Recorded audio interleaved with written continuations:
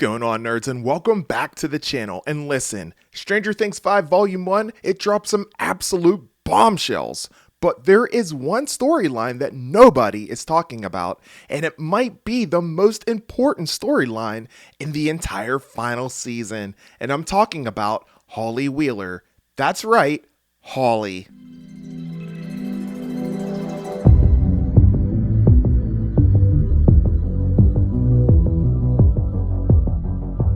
And before you guys go ahead and brush her off, let me tell you one thing right now. The writers did not spend this much time on her in Volume 1 for no reason. The more you dig into what is happening to Holly, the more you realize that she might be the biggest key to defeating Vecna in the entire series.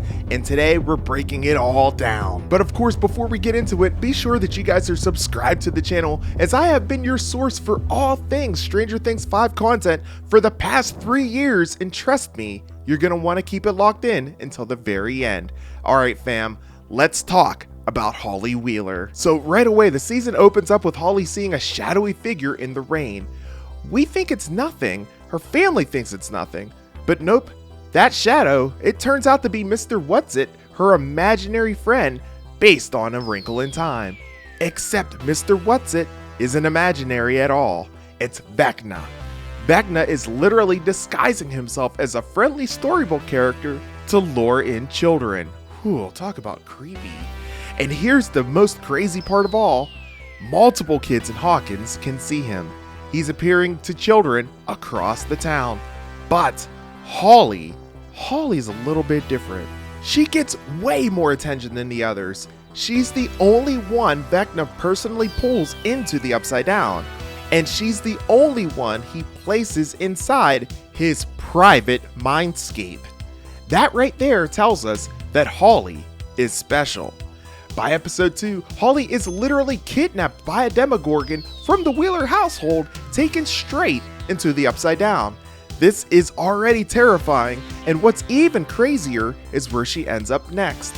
Holly wakes up not in the Upside Down, not in a tunnel, not in a hive mind location, at least in her consciousness, but in the Creel House mindscape. This is Vecna's personal realm, the place where he manipulates memories, where he tortures victims, where he stores his trauma, where he hides the truth about his childhood. Multiple characters have been here, guys, and some have barely escaped, some even died. As you know, Max did end up dying briefly before 11 brought her back to life. Nancy barely made it out alive herself. Holly? Vecna welcomes her right in. Come on in. He sits down with her, feeds her breakfast, gives her gifts, and then casually says, "I've got to run an errand." Like, what? Bro, she's literally his little roommate. That is not random. And like Lucas said, I don't believe in coincidences anymore when it comes to Stranger Things. While Vecna's gone, Holly starts exploring the Creel House, and the details here are absolutely wild. She discovers Henry's childhood Boy Scout uniform. She finds dresses belonging to Henry's sister. One dress mirrors Alice in Wonderland, which I think is deliberate symbolism. She puts on Henry's scarf, wanders deeper into Henry's past, his most personal memories. This is not something that Vecna has allowed anyone to do. He's basically told her when he left, anything that you see is yours. Holly is literally walking through Henry's childhood. Holly isn't being groomed like Will or Billy. She's being shaped into the innocent child Henry wishes that he still was. Vecna is trying to rewrite his own lost innocence through Holly. She represents the version of himself Henry lost all those years ago. That is why he's drawn to her. That is why she's receiving special treatment. That is why she's in his mindscape. And ironically, that is exactly why Holly can defeat him. Now let's talk about the rocks here, the most important location in Henry's entire mindscape, not the Creel House. These rocks at the end of the town here. Holly eventually reaches the cave near the rocks, and what does she find? Max Mayfield. Max explains that this is where she now lives, in the mindscape. Why? Because when Henry chased her there, while she was browsing through his memories, she ran inside, and Henry was just too afraid to follow. This is Henry's trauma point, his fear center. his emotional scar, the place that he refuses to confront. And here's the crazy part about all of this. Holly has walked straight into Vecna's greatest weakness, and Vecna can't touch her there. As we know from there, Max sits Holly down, explains everything. Henry's evil, he's dangerous, he manipulates children, and he uses trauma as a weapon. And Henry is not her friend, and most importantly, Mr. Whatsit isn't real.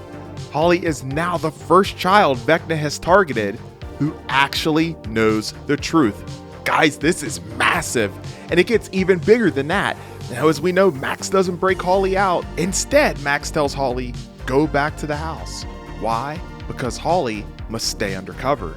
If Vecna realizes that Holly is aware, if he learns that she and Max are working together, he will trap them both there forever. So Holly becomes a double agent here inside of Vecna's mind. Think about that. A 7-year-old girl is now infiltrating the psychic mind of the most powerful villain in Stranger Things history. That is wild, bro.